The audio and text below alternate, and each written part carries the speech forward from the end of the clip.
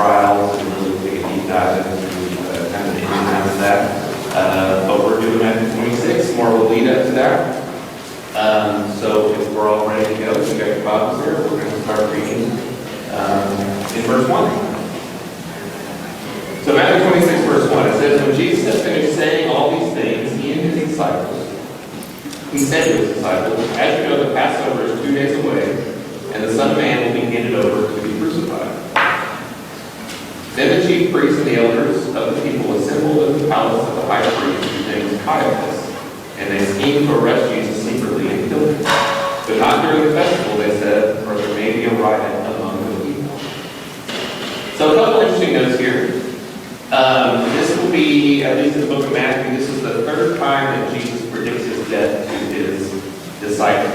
We have one instance mentioned it very briefly last week in Matthew chapter 16. The second instance is in Matthew chapter 17. And then, of course, we have here in Matthew chapter 26. What makes this prediction or prophecy a little different is that he mentions crucifixion. So in Matthew chapter 16 and 17, he more or less just mentions that he's going to be killed and raised on the third day. But in this particular example, he mentions that he, in verse 2, is going to be handed over to be crucified. Now, why is that interesting? We all know what crucifixion is, right? Was crucifixion a style of execution that the Jews would practice? No, this was a Roman style of execution. So he's not only predicting that he's going to die, but he's predicting that he's going to die at the hands of the Romans. Which is interesting considering what the chief priests are simultaneously saying that they're going to do to Jesus. Now, under Jewish law, if they were to put him to death under their customs and cultures, how would that type of an execution take place? Stoning. That'd be a stoning, right? And we're going to get a lot more into that and why not stoning and why it was crucifixion. And there's good reasons for that. We'll get into that. We also see here the introduction of a guy by the name of Caiaphas, who is the high priest at this point in time. He comes from a line, I guess, familial line of high priest. His father-in-law, a guy by the name of Annas, who we're going to see play a prevalent role in the story, was the former high priest. And obviously Caiaphas plays a significant role in getting Jesus to the cross. But as high priest, he's going to be responsible for a lot of different things, but most importantly to our story, he's going to be responsible for presiding over Jesus' trial before the Sanhedrin. So he has tremendous political power, but keep in mind, and we talked a little bit about this in this class, the high priest was a kind of a different political role as somebody like the king or tetrarch. But it still feeds and gets its power from Rome. So Rome is at the discretion of deciding who the high priest is. And in fact, Annas had served as a high priest, and his responsibilities were taken away for a variety of reasons, but they keep on just assigning to whoever they want to serve this role at any given time. But it says in verse 4, it says, they schemed to arrest Jesus secretly and kill him. And obviously we see that Caiaphas is leading this charge. Not the best comparison in the world, but a lot of people look at the Sanhedrin very similar to how we would look at something like the Supreme Court. It's a governing body of a group of individuals that oversee legal matters. But it kind of be like if the Chief Justice of the Supreme Court was going around with some of his cohorts on the Supreme Court plotting to have someone killed. And the other reason I bring that up is just the egregiousness of what's actually taking place is on display for us to see in the words of Matthew 26 and the rest of the chapter. But what exactly prompted Caiaphas and the other chief priests to want to have Jesus killed? And obviously we've been going through the story, and Jesus is going around performing miracles, he's doing incredible things, people are taking note of that. So obviously they're not happy about that. But it sounds from John's account that this is more or less a response to Jesus raising Lazarus from the dead. So in John chapter 11, in verse 45, it says, and this is immediately after Jesus raised Lazarus from the dead. So in John 11:45 it says, "Therefore many of the Jews who had come to visit Mary and had seen what Jesus did believed him." But then verse 46 says, "But some of them went to the Pharisees and told them what Jesus had done." So you had different people who were witnessing these things, hearing these things. Some of them were going, talking to certain groups of people. Some of them were going to the Pharisees and telling them what they saw. And then in verse 47 of John chapter 11 it says, "Then the chief priests and the Pharisees called a meeting in the Sanhedrin." We do that today, right? If they have a problem, what do we do? Let's have a meeting. Gather everybody together. And this is what they say at this meeting. It says, "What are we accomplishing?" they ask. "Here is this man performing many signs. If we let him go on like this, everyone will believe in him, and then the Romans will come and take away both our temple and our nation." So it's really interesting when you got these guys who are in some form of political power, and they're seeing these things, they're hearing these things, and their first gut instinct is, Rome's going to come and take our power. Tells you a little bit about their motives, their mindsets, what they were concerned about. They had no concern with the fact that Jesus was actually healing people and doing incredible things. They were worried that Rome was going to come take their power away. And then in John chapter 11, verse 53, it says, "So from that day on, they plotted to take his life." So this is more or less seemingly the motives to start this process to try to take Jesus' life. So they have a motive, not a good one, but that's the motive they've chosen. Why do you suppose they wanted to do this in secret? And that may seem like a really obvious question. But why do you think the chief priest would want to do this in secret?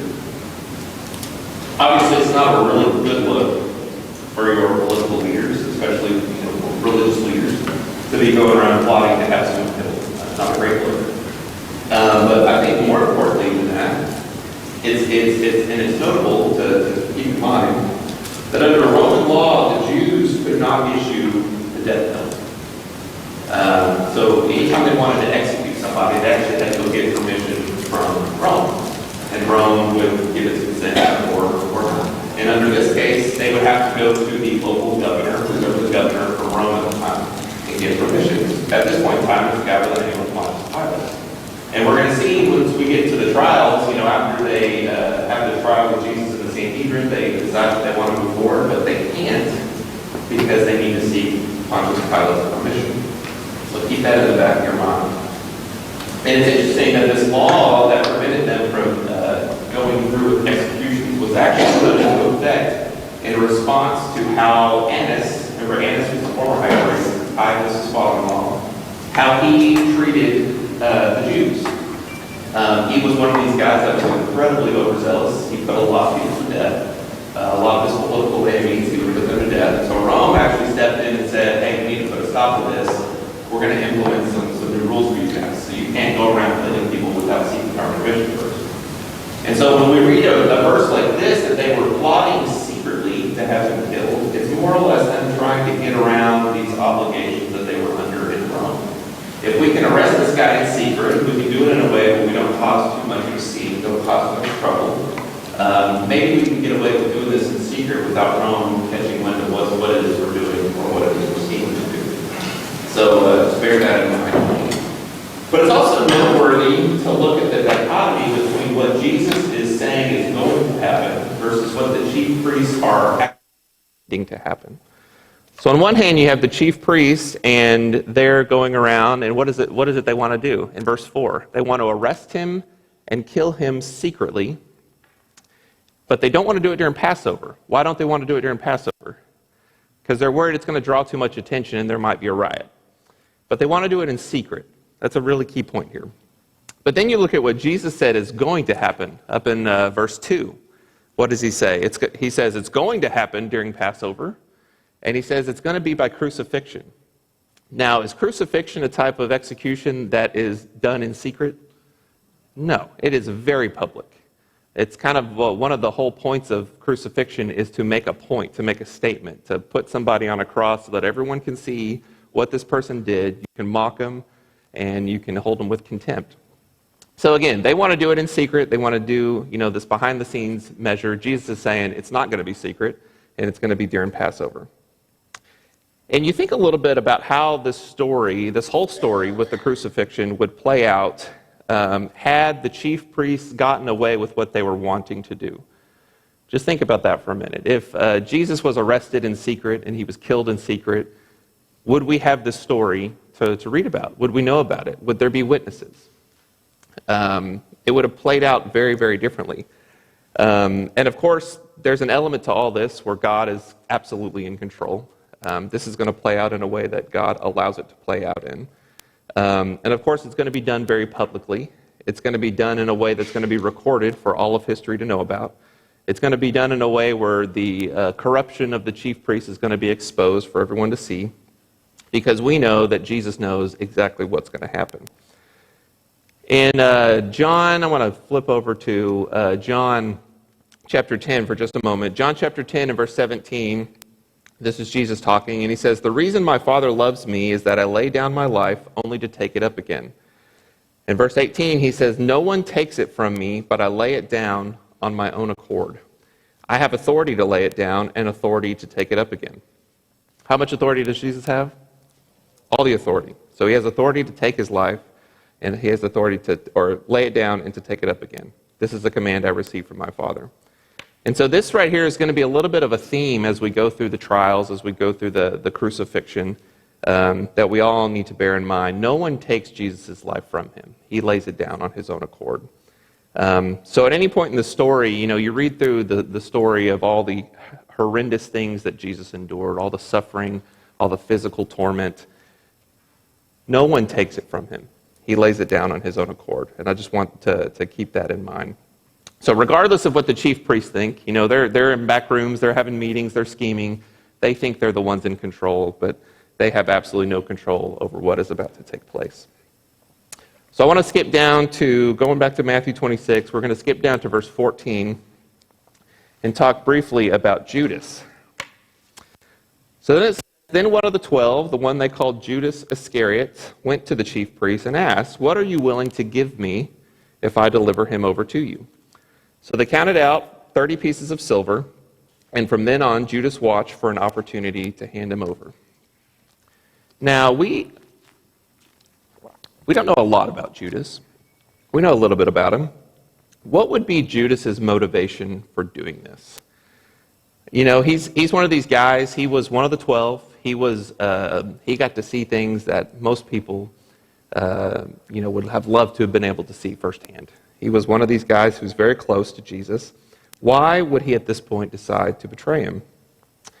And on one hand, it's quite possible that Judas was one of these guys under the opinion, which was an opinion shared by many people at this time, that Jesus was supposed to be this earthly king, that he was going to come, he was going to conquer, he was going to take back Israel from Rome, and he was going to do all these things that are more important in the earthly world than the heavenly world. And imagine you're somebody who has that point of view, mindset, and you're of that opinion, and Jesus is sitting you down and say, "I'm about to die." It might have a certain effect on you. If you think this guy's going to come and conquer and do incredibly, powerful things as far as in an earthly sense, and now he's telling you he's about to be arrested and he's going to die, that might have an impact. Maybe a little bit of letdown. So it's possible that Judas was one of these guys that was seeking out opportunities to join the horse that he thinks is going to win the race. So if at this point he decides to switch his alliance, he can back the horse that he believes is going to win. But it's also maybe noteworthy to keep in mind that, and we've mentioned this before, that Matthew's text is not always necessarily in chronological order. It's fashioned in a way sometimes by subject.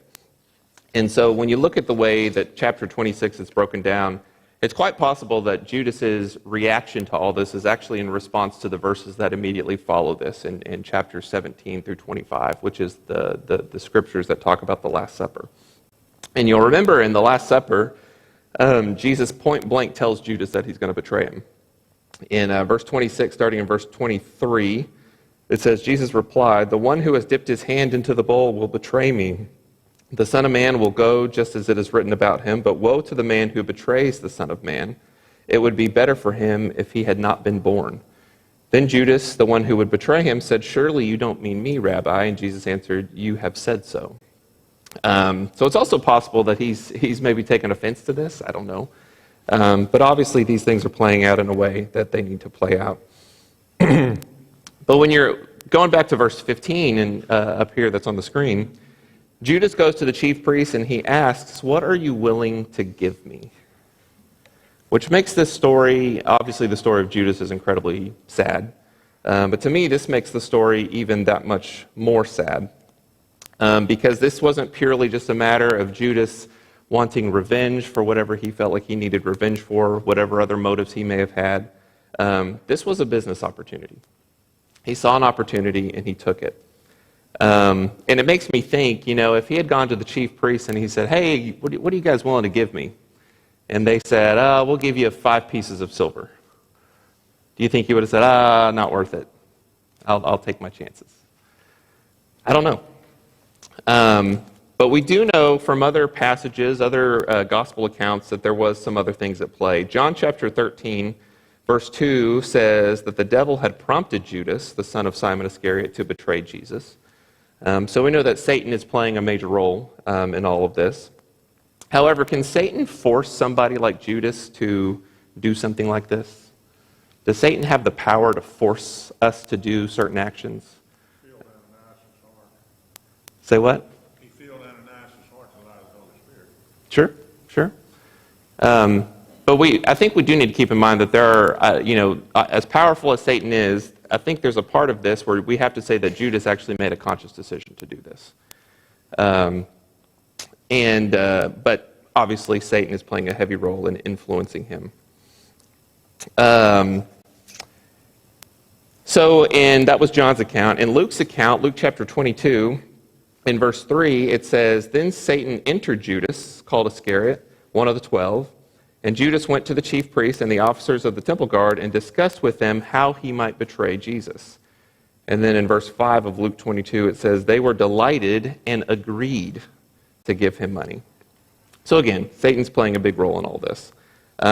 But I think it's also noteworthy. I mentioned before, what if they had gone to, or what if Judas had gone to them and they said, "Hey, what about 5 pieces of silver?"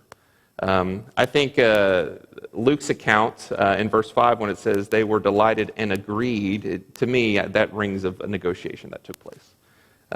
I don't know beyond what the text says, but that's how I imply that. But they ended up settling on 30 pieces of silver. And we hear this a lot, 30 pieces of silver. How valuable is 30 pieces of silver? I went down a rabbit trail for way too long trying to get a good answer on this. And there's a lot of different opinions. A couple different sources said it would be approximately about $265 modern day U.S. money. I don't think anybody really knows the value of these 30 pieces of silver. Doesn't seem like a lot of money to betray Jesus for something like this. But what's interesting is it just says silver coins is all it says. And there would be a lot of different types of silver coins floating around during this period of time. You could have had Roman currency. You could have had currencies from other cultures. We don't really know. And different silver coins, depending on the weight of that silver or the percentage of the silver within that coin, determines what the value of that coin is. But what's interesting about this idea of 30 pieces of silver is, and you've probably heard this before, but there's a prophecy in Zechariah chapter 11 that talks a little bit about this. And we're not going to go through Zechariah chapter 11 in full. I would strongly suggest in your spare time today, read through Zechariah chapter 11, but there's a lot of themes that are eerily similar to what's going on here in Matthew chapter 26. Specifically in Matthew chapter 26, right here where it says they counted out for him 30 pieces of silver. The word for counted here is actually, it's the Greek word that means to stand. And that's a phrase you would use if you were going to weigh out something, to put it on a stand, to put it on a scale. And if you go to Zechariah chapter 11, a lot of your Bibles are going to say counted as well, but the original Hebrew was a word that literally means to weigh out. And so you look at a situation like this in Matthew, and Judas is going to the chief priest, and it really, literally what it says is they weighed out for him 30 pieces of silver, which is a little bit interesting because at this point in our world's history, there wouldn't necessarily be a need to weigh out anything like this. I mean, they had currency that you could literally just count out 30 pieces of silver. But it's this idea, I would compare it to, wouldn't have been uncommon, but it would have been a little bit outdated. It'd be like you go into a restaurant today and, pulling out your credit card to pay, and they're like, oh, we're cash only. Is that something we can still do? Sure. Is it a little outdated? Yes. But it's an idea that it actually relates back to the prophecy in Zechariah chapter 11, really spot on. It's because Zechariah's account says that they weighed out for him 30 pieces of silver.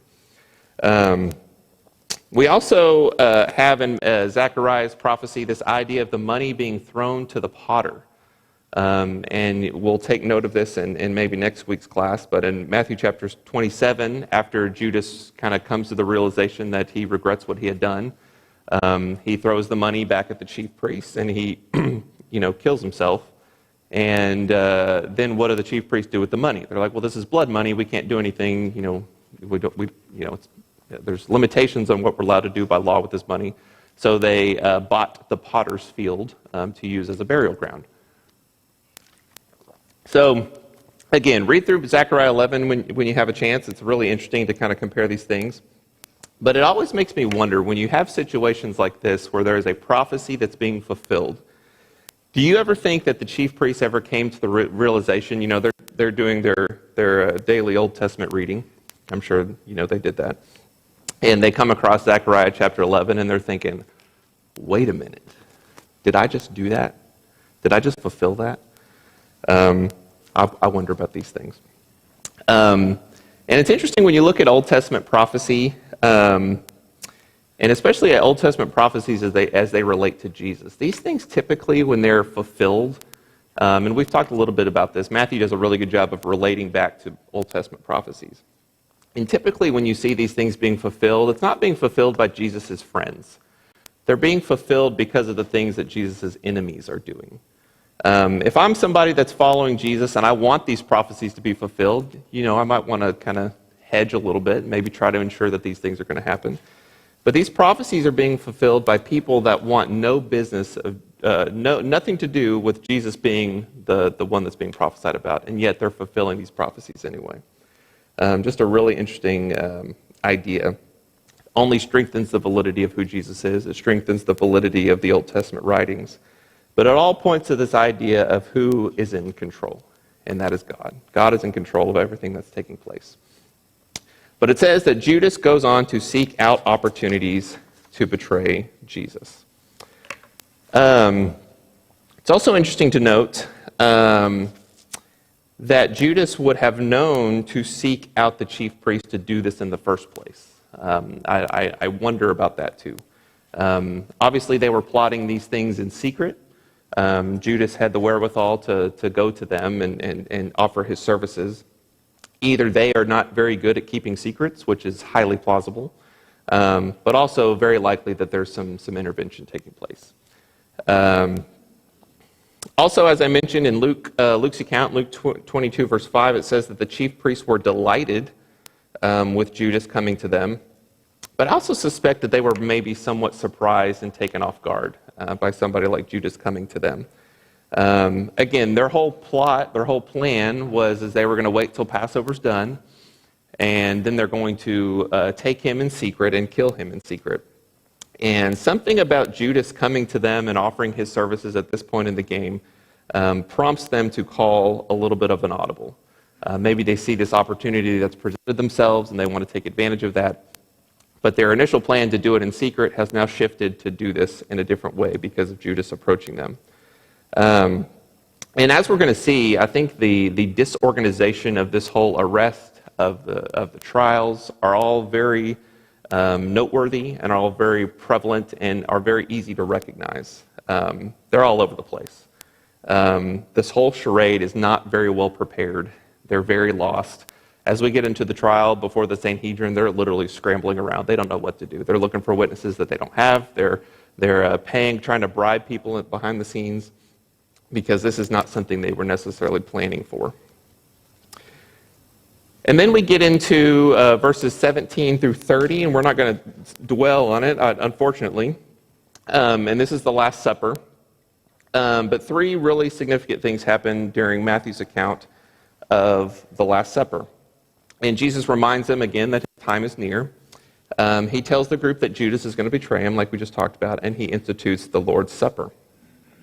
But then in verse 30, it says, "Then they sung a hymn and went to the Mount of Olives." And that's where we're going to spend the rest of our time today, in the Garden of Gethsemane.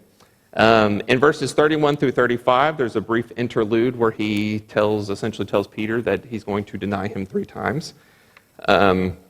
And again, there's so much good material here. We're sticking to a little bit of a theme here. So unfortunately, we're skipping over this, but we're going to get into verse 36 now with Jesus and his friends in the Garden of Gethsemane. So this is what it says in Matthew chapter 26, starting in verse 36. It says, "Then Jesus went to his disciples to a place called Gethsemane, and he said to them, 'Sit here while I pray,' or go over there and pray. He took Peter and the 2 sons of Zebedee, James and John, along with him, and he began to be sorrowful and troubled. Then he said to them, 'My soul is overwhelmed with joy to the point of death. Stay here and keep watch with me.' Going a little further, he fell on his face to the ground and prayed, 'My Father, if it is possible, may this cup be taken from me, yet not as I will, but as you will.' Then he returned to his disciples and found them sleeping. 'Couldn't you men keep watch over me for 1 hour?' He asked Peter, 'Watch and pray so that you will not fall into temptation. The spirit is willing, but the flesh is weak.' He went away a second time and prayed, 'My Father, if it is not possible for this cup to be taken away unless I drink it, may your will be done.' When he came back, he found them sleeping because their eyes were heavy. So he left them and went away once more and prayed the 3rd time, saying the same thing.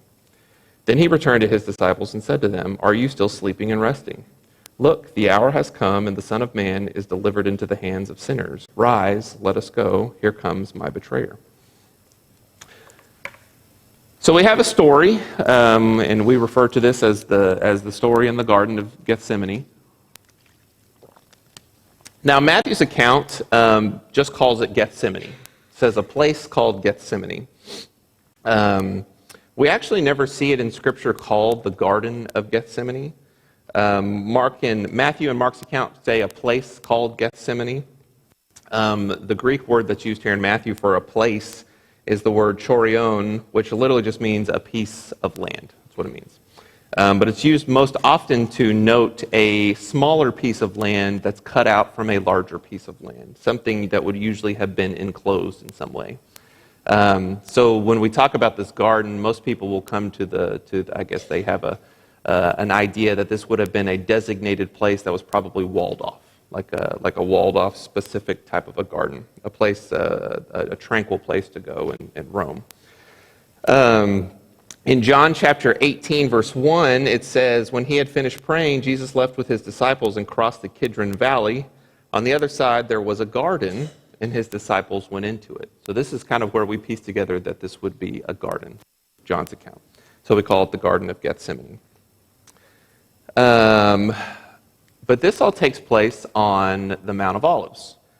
And this is a modern-day picture of the Mount of Olives, and I recognize it's probably kind of far away.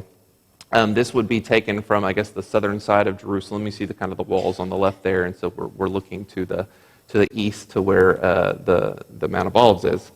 And you'll notice up here, and you probably can't see it, but all these little white kind of, and I lost it. Oh, jumping the gun here. Anyway, the white things on the Mount of Olives are, this is a kind of a reverse view coming from the Mount of Olives looking towards Jerusalem. And these are graves or tombs. And so the Mount of Olives today is just filled with tombs from thousands of years, or not thousands, hundreds of years. And so this was essentially, it was a cemetery that was essentially started in the 16th century, estimated between 70,000 and 150,000 tombs as of today. And if you want to be buried on the Mount of Olives, it's only going to cost you $30,000. There are plots still available, but they're running out. So make your plans quickly. It's relatively expensive to be first in line for the resurrection. And as you can imagine, from a Christian perspective, you know, if you are somebody, that may be why that plot is valuable. If you're a Jew, then that plot like this would be very valuable because if you're a Jew and you read Zechariah 14, this is where the Messiah is going to come in the first place. Now, we're under the belief that Zechariah 14 has already been fulfilled by Jesus coming. But it's a very popular place to be buried, put it that way. So we have my clicker's not really working very well. Can we go to the next slide? This isn't working.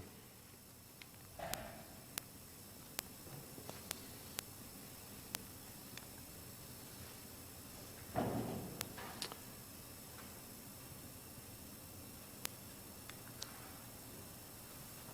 hate to bother you. Sure. But this is pretty pressing. Okay. There's an announcement. Okay. I'll just say it if you want to. Sure. There's a white Nissan that's parked over in the school parking lot. It's a small SUV. If it's yours, it's in the fire lane, and you're going to get a ticket if you don't move it. Nobody's reaching for their keys, so I guess we're clear. Okay. I've got the license plate number if we're not certain. Thank you. No problem. No problem. All right. Is this working now? There we go.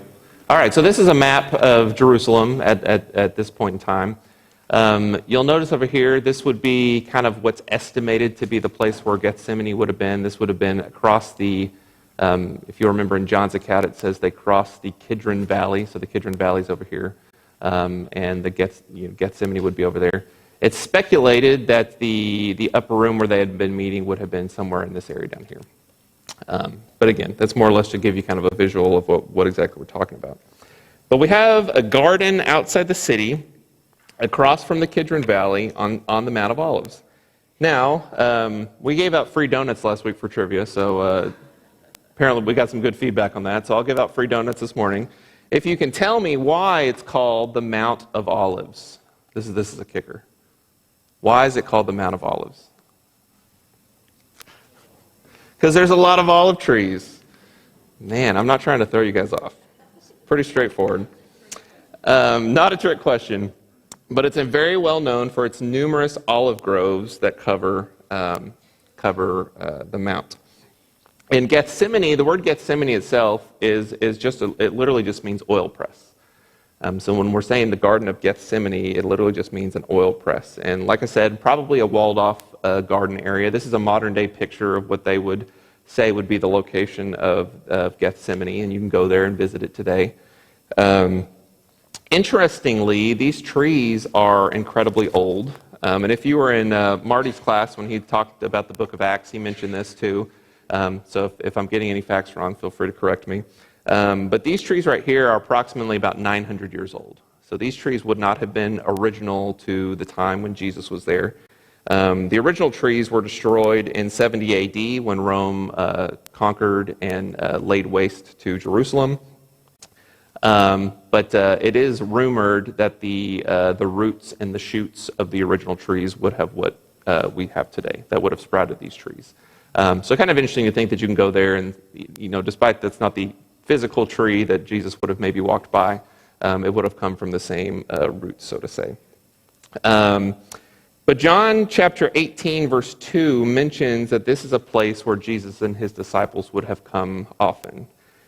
John 18:2 says, "Now Judas, who betrayed him, knew the place," and it says that he knew the place because Jesus had met often there with his disciples. So this would have been a place where they would have come, frequently to pray together, to be together, to spend time with each other.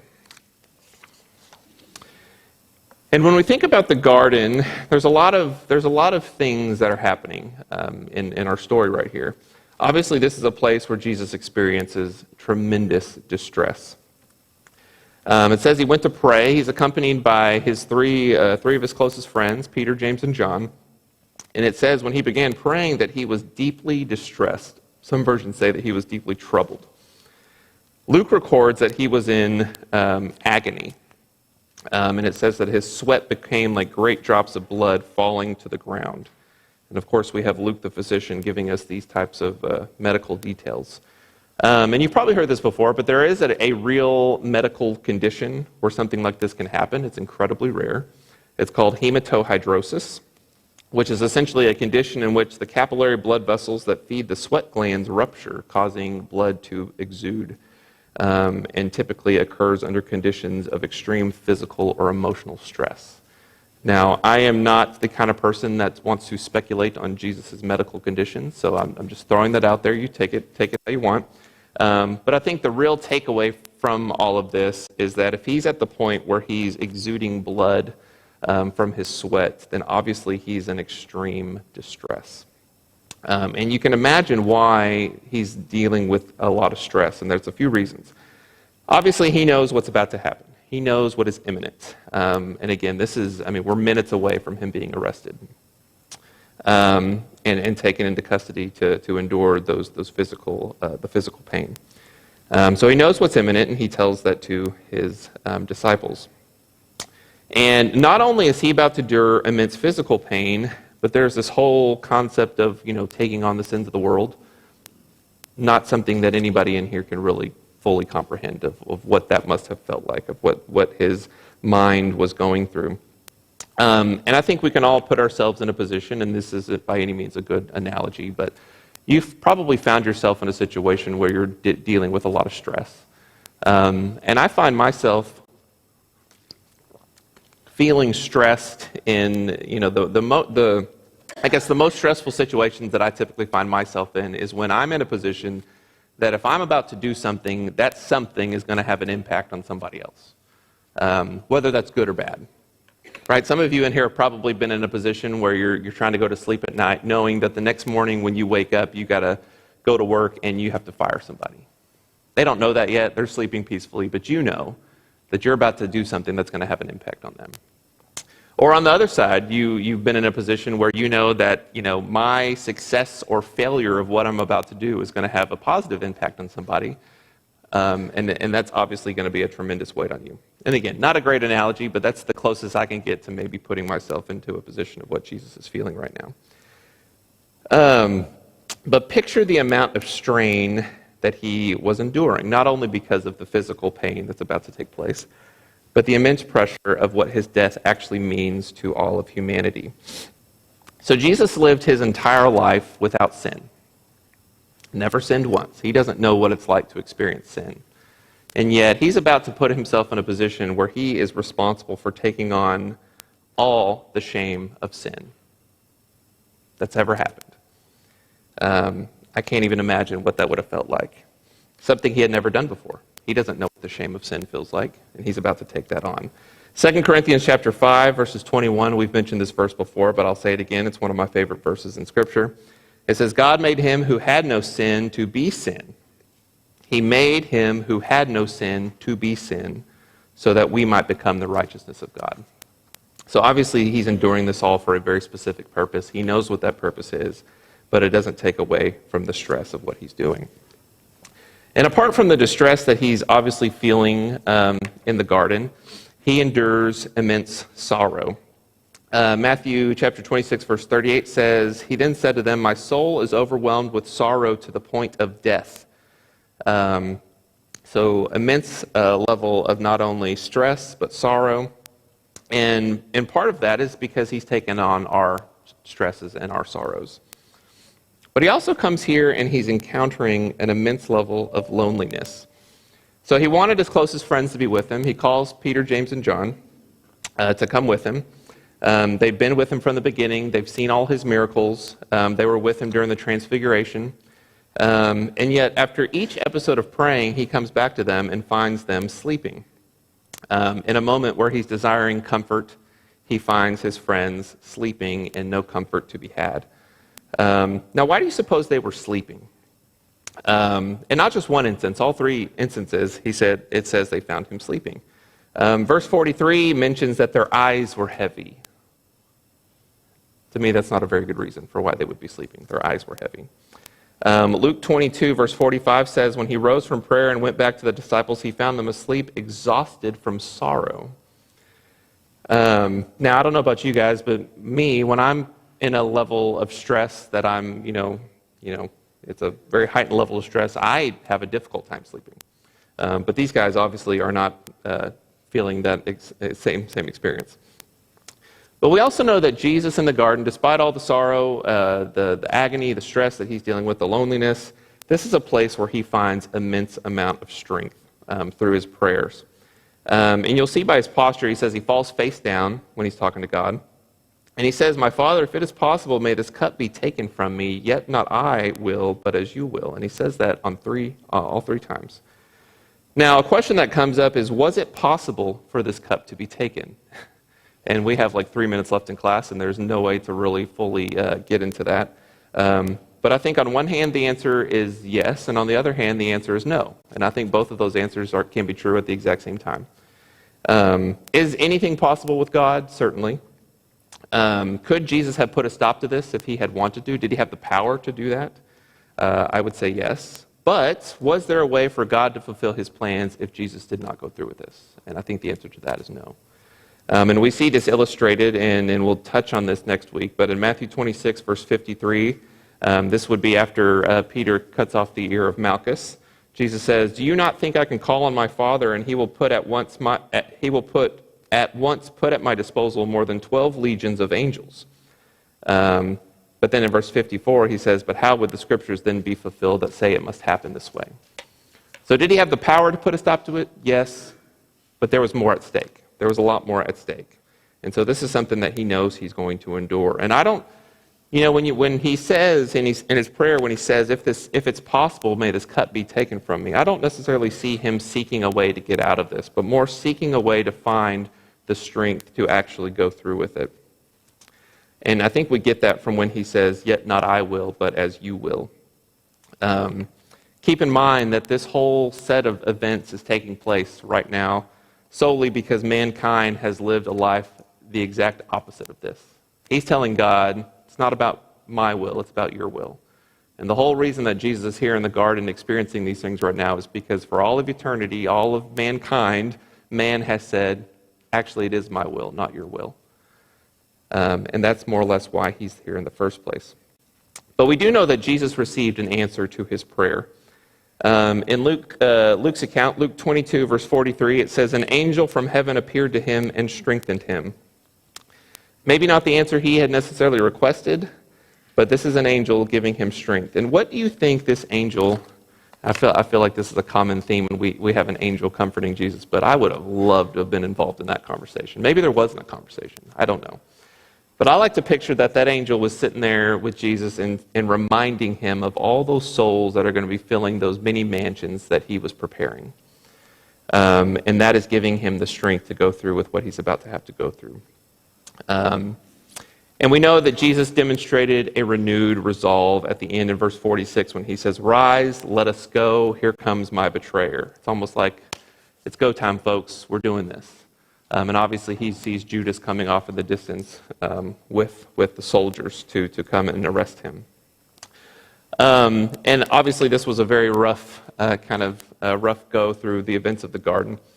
But I'm mindful of all the different things that are happening in the garden. Obviously he's in suffering, but at the same time he's experiencing a great amount of strength knowing what he's about to do on our behalf. And next week, what we're going to do is we're going to immediately jump into the arrest. And like I said, we're going to go through all the trials, and we're going to spend some time on the trials. I find the trials to be incredibly fascinating. But next week, we're going to talk a little bit about the arrest and get into the first set of trials. Obviously, we know he went through several series of trials under different authorities, and we'll get through all of that. But I appreciate you all being here, and we'll see you next week.